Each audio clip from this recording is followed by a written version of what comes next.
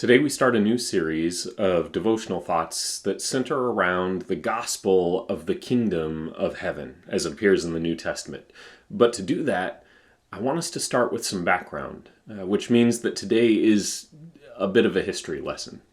Ancient Israel had a series of kings, starting with a man named Saul.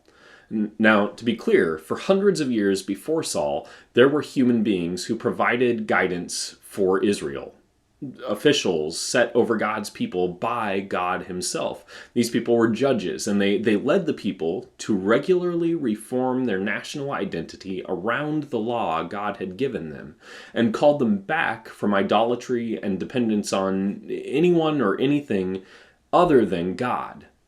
The best way to think of it might be like this. God was the king, and the judges were his representatives to the people that would go out and make sure that the king's will was done. But for Israel, God as king and human representatives simply wasn't enough. The kingdoms around them all had human kings, kings that wore crowns, kings that stood among the armies as impressive figures, kings who built palaces, kings who sat on thrones, kings whose faces the people could see. And Israel's unconventional king just wasn't cutting it for them. Sure, he created heaven and earth. Sure, he sat on the eternal throne established before the foundations of the world. Sure, he had provided them with victory in claiming the land he'd promised them when they faithfully followed him.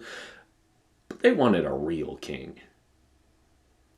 I really hope, you're picking up my sarcasm. You see, God made it clear to Israel that a human king would mean a very different thing for them than they might expect. They had a fantasy of what a human king might be like, but God said even a good king would often take the first and best of whatever the people had for himself. A bad king would take more than he could ever need, set himself and his needs above the people, claim rights that hadn't been given to him, and generally make life worse for Israel than if they would allow God to be their king.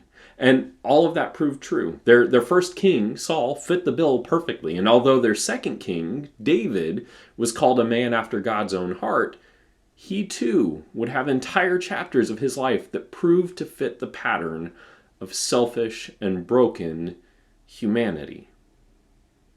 At their best, the kings of Israel were predominantly just and led the people closer to God, with just a side of human selfishness and ambition. At their worst, they worshipped idols. They led Israel into worshiping idols and practicing human sacrifice. They defiled the temple of God and ultimately took the people so far away from their relationship with God that they were led into exile. By the time we get to the point in history where the Gospels pick up, Israel and Judah had been without a human king from the line of David for hundreds of years. After the Babylonian exile, the Israelites were ruled by the Persians and then the Romans. No Jewish king sat on the throne.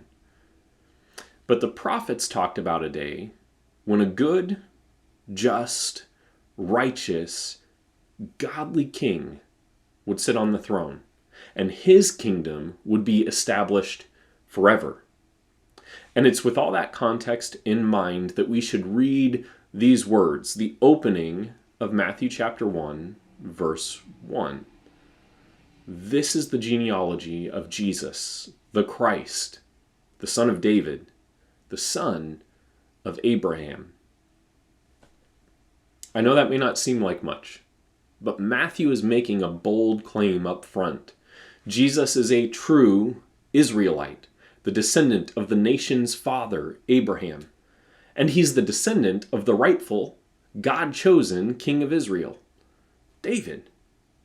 Expect great things from him. I look forward to digging deep with you into how the Gospels show us that Jesus came to be the king that no other man could, and how his lordship over our lives can help us to live a bigger and more meaningful story than lives dedicated to any earthly kingdom.